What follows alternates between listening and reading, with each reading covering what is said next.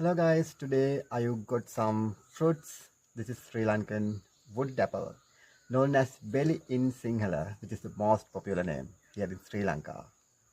This has a thick outer shell. Let's break this open. You can use a knife if you want. This is how I do it.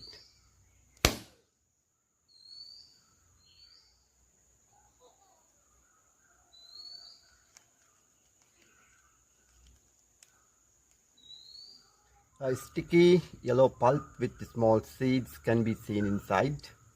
It is easier to enjoy this with a spoon or a fork.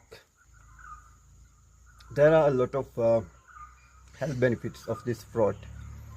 This is good for cholesterol and diabetes as far as I know.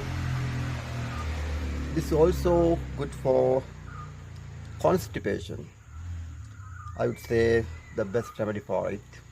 Once you are done with this, don't throw these shells without being broken into small pieces. Otherwise, this may be mosquito breeding place.